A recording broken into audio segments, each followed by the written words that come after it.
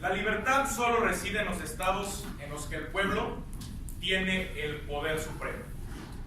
Gran premisa del grande de la palabra, Marco Tulio Cicerón. Muy buena tarde tengan todas y todos los presentes, compañeros debatientes. Estimadísima mesa de expertos que hoy nos honrarán con su escrutinio. Contraparte, muy buena tarde.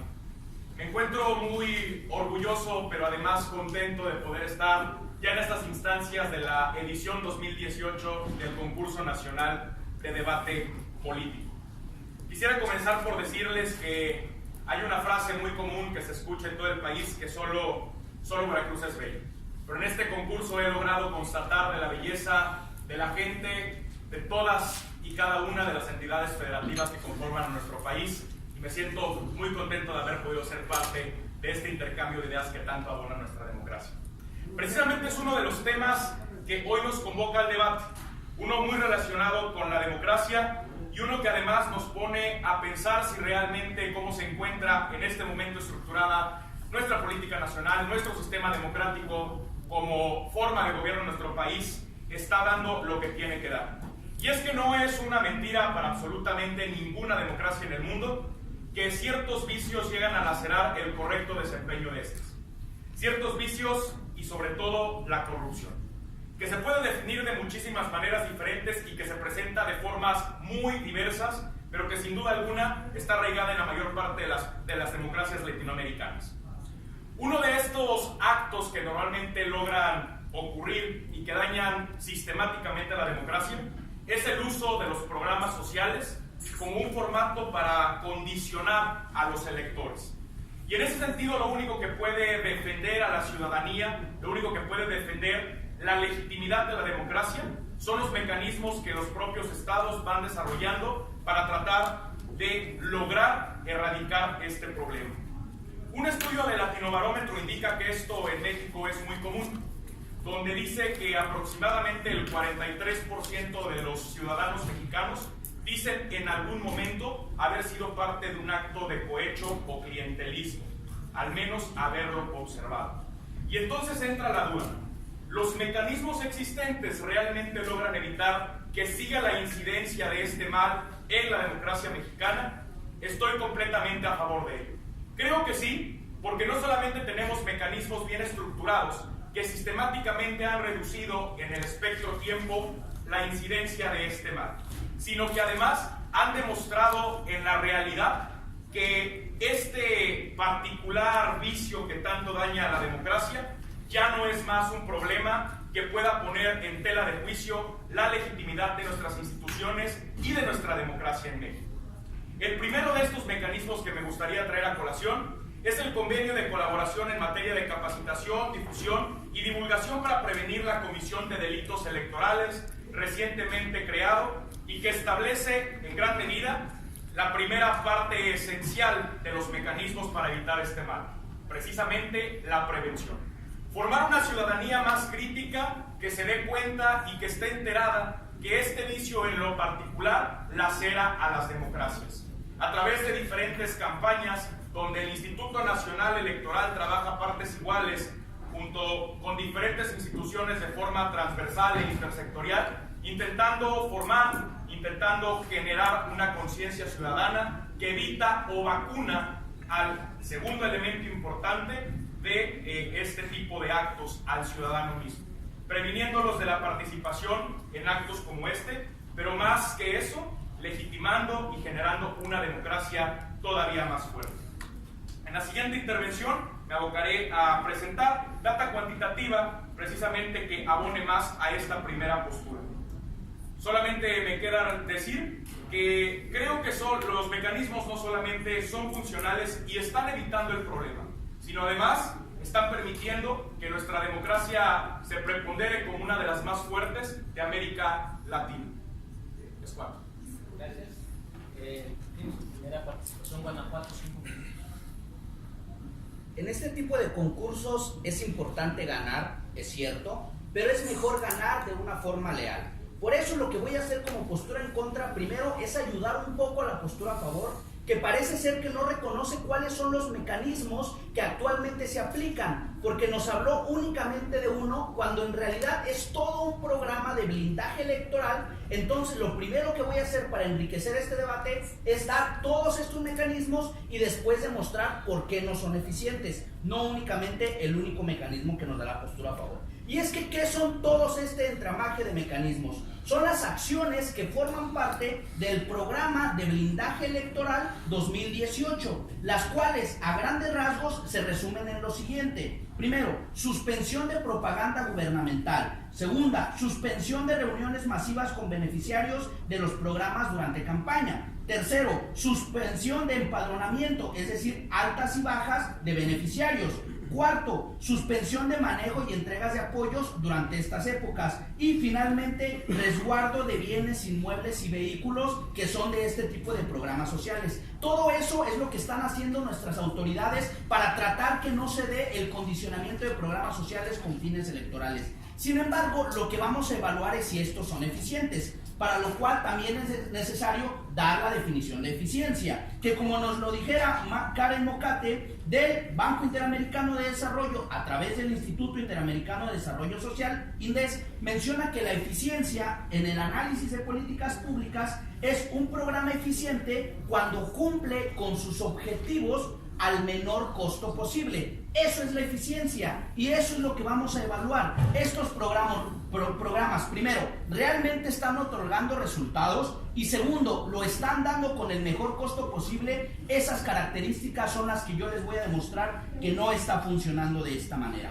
Ahora, para enriquecer el status quo debemos mencionar que estas acciones de estos mecanismos son un programa en conjunto entre la FEPADE, la PGR, la Secretaría de la Función Pública y todas estas coordinadas por la Secretaría de Desarrollo Social. Es decir, los esfuerzos son grandes, se está trabajando en esta materia, se está buscando combatir este vicio de la democracia. Sin embargo, tristemente, tengo que demostrarles que no están funcionando. Y lo voy a hacer a través de mis argumentos claros y concisos. Primer punto, ¿por qué no son eficientes? Porque la realidad lo demuestra. ¿Por qué? Porque esta sigue siendo una práctica demasiado común en las jornadas electorales. Y es que para evitar las afirmaciones gratuitas tenemos que hablar de que, por ejemplo, para este 2018 se presentaron este tipo de eventos, por ejemplo, en el estado de Veracruz, en el cual el alcalde de San Andrés Tuxtla, Octavio Pérez Garay, era señalado por pobladores de utilizar despensas de Sedesol con la leyenda "Veracruz está contigo". Esto que abiertamente era apoyando al candidato de su mismo partido. ¿Y qué pasa? Esta era una práctica común en la mayoría de los estados de nuestro país. Se los voy a demostrar más adelante también. Pero vamos con un segundo argumento, y es que no se tienen reglas claras de operación.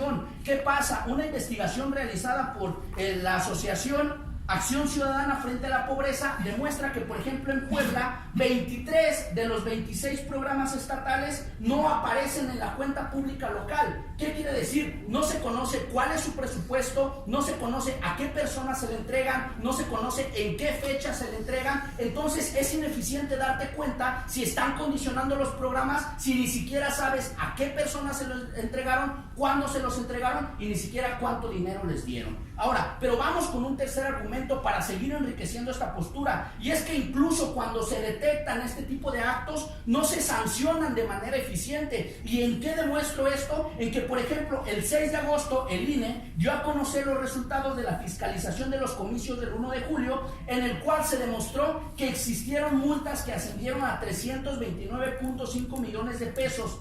De esto afectando a algunos de los 17.699 candidatos. Podríamos pensar, oye, es mucho dinero, se les quitó dinero, está siendo eficiente. Pero no es así, porque debemos hablar de que, por ejemplo, el INE determinaron bajar las multas. Antes, la multa máxima que se le podía imponer a un partido o a una opción política era quitarle hasta el 50% de su presupuesto si incurrían estas fallas. Hoy se bajó solamente al 25%, es la pena máxima. Es decir, las penas, en lugar de ser más grandes, son cada vez más pequeñas, entonces no hay sanciones eficientes. Muchas gracias. Segunda participación, Veracruz, 4 minutos. Comenzaré por tomar al inicio lo que ha comentado el compañero. Es realidad, no es solamente un mecanismo, así lo afirma al inicio.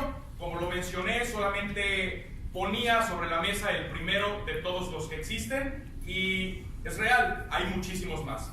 Algunos de ellos, por ejemplo, son precisamente las reglas que estipula el INE a través de la Ley General de Instituciones y Procedimientos Electorales para los comicios electorales, que evitan precisamente, por ejemplo, la difusión de los programas sociales para intentar reducir o eliminar que estos programas sociales y su difusión puedan de cierta manera influir en la intención del voto.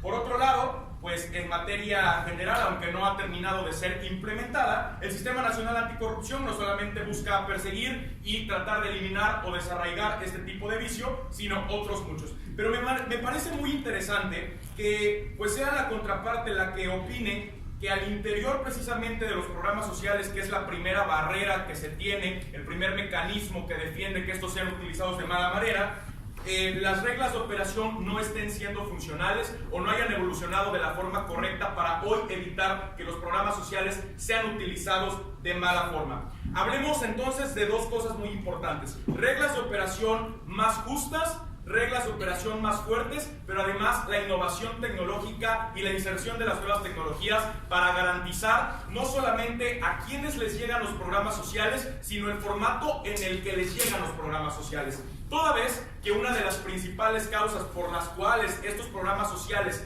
es posible manipularlos es precisamente por el intermediarismo.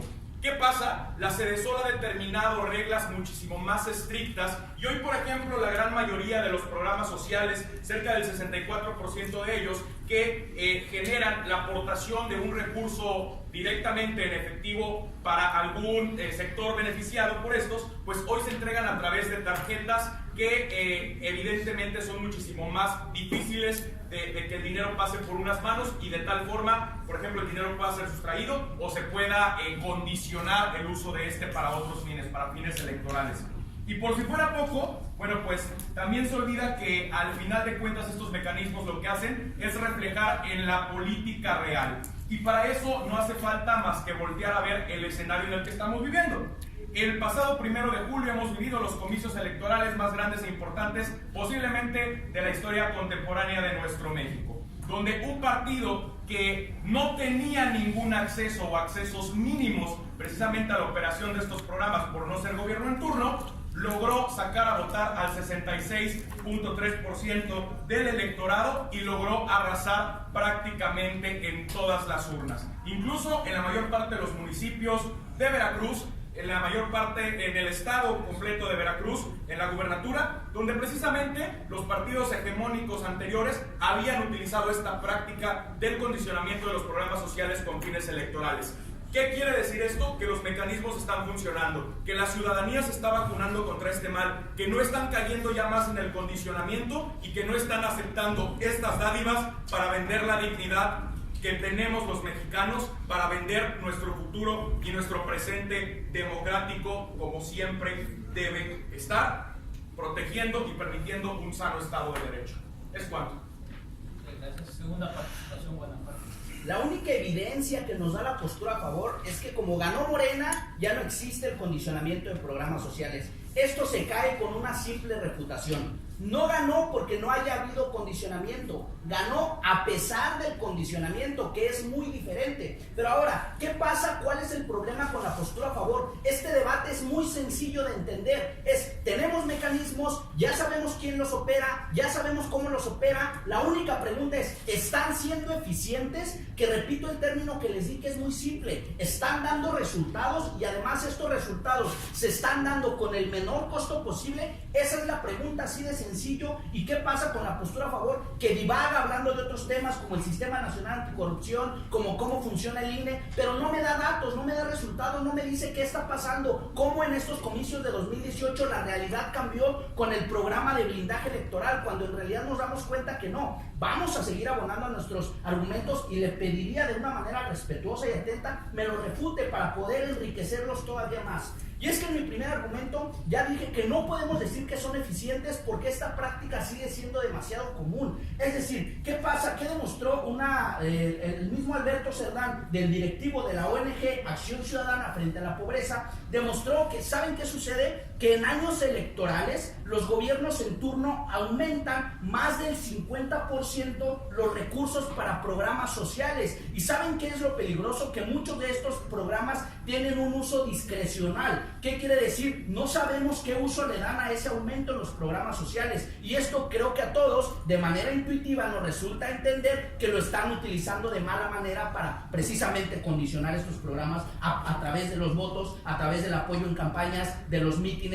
del acarreo que tan comúnmente conocemos. Claro que sucede, es una práctica demasiado común. Y es que hablemos también, por ejemplo, en el tema de que no se tienen reglas claras, que es mi segundo argumento. ¿Qué pasa? Que, por ejemplo, se tenían para el pasado comicio electoral más de 1,500 órdenes de aprehensión que faltaban por cumplimentarse. ¿Qué quiere decir? Solamente se consiguieron 154 órdenes que de verdad pasaran a juicio. 154 de 1,500, es decir, prácticamente el 10% nada más se le ponía atención. Pero ¿saben qué pasa? Que incluso no bastaba con que se les encontrara, porque como lo dije en mi tercer argumento, no se sanciona de manera eficiente. Y es que, como lo denunciaba el titular de la FEPADE, Santiago Nieto Castillo, para que esto sea eficaz, debe tipificarse como delito grave el condicionamiento de programas sociales. Pero la realidad está siendo totalmente diferente. Porque ¿qué pasa? Que aún cuando se detecte que están sucediendo este tipo de prácticas, las multas, ya lo dije en mi argumento, no van a la alza, sino que al contrario, van disminuyendo. Y es que a pesar de que el artículo 41 en su fracción 6 señala que una elección federal o local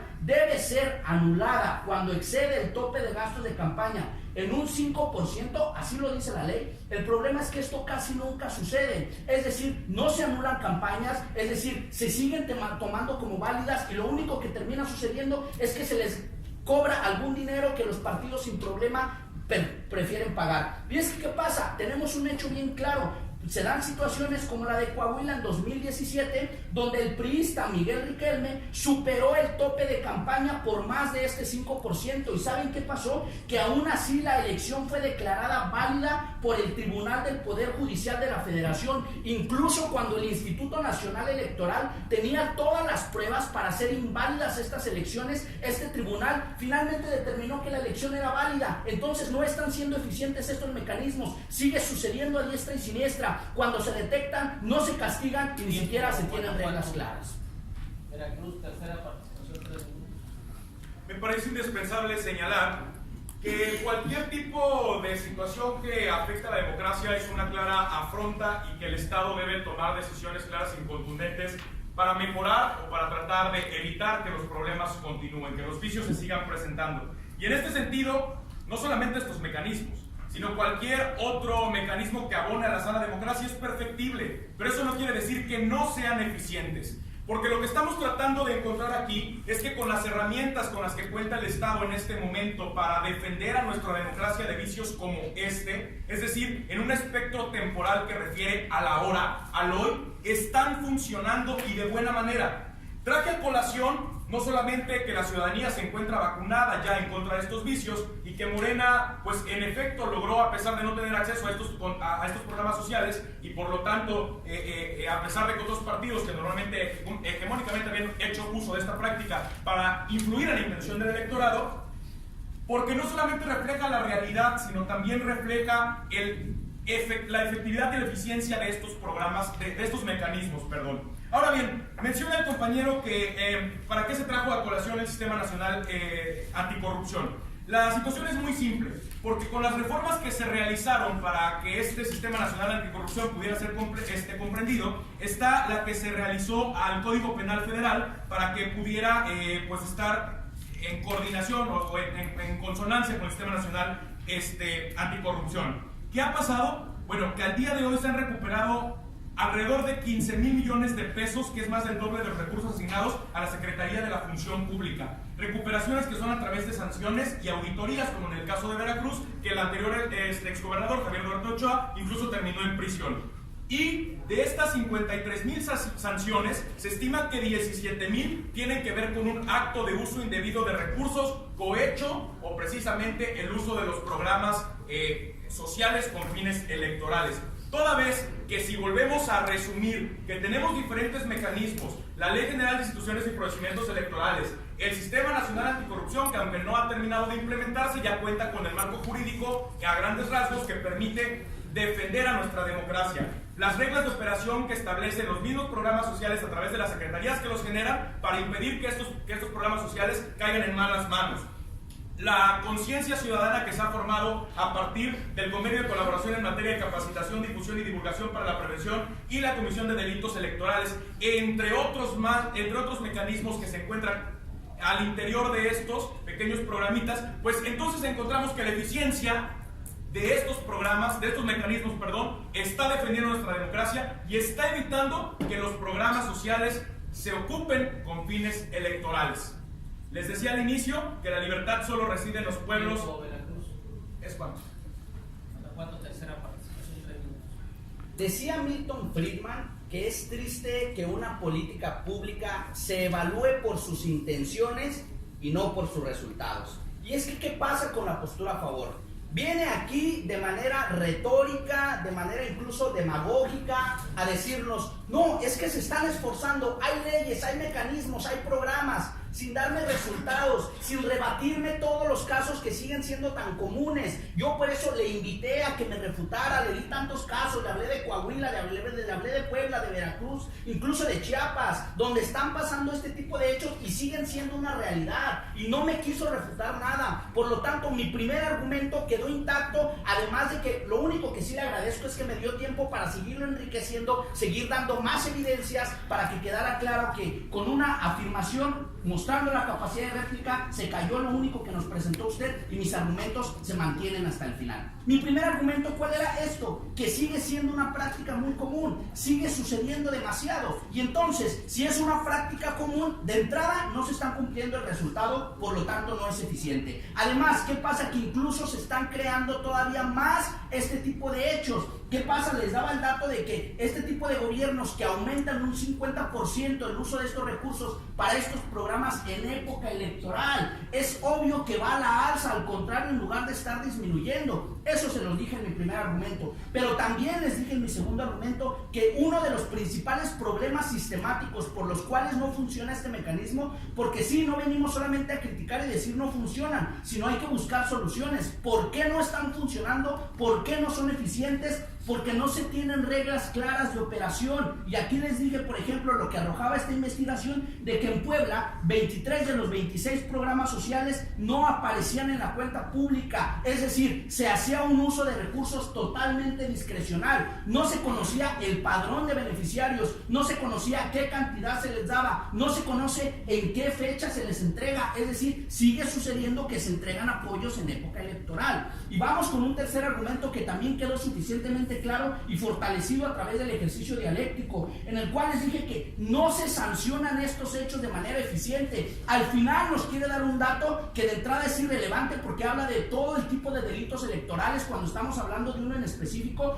donde yo les dije, por ejemplo, que las multas, en lugar de aumentar, están disminuyendo de acuerdo al Instituto Nacional Electoral, donde yo les dije que, por ejemplo, a veces los fallos que da el Tribunal del Poder Judicial de la Federación ni siquiera respetan las leyes. Ese caso en Coahuila era un hecho significativo, la elección tenía que haber sido anulada y no fue anulada. Entonces, ¿cuál es la realidad en la que estamos viviendo? Primero, sigue siendo una práctica muy común. Segundo, no se tienen reglas claras de operación. Y tercero, incluso cuando se encuentran este tipo de delitos, no se sancionan de manera eficiente. Muchas gracias.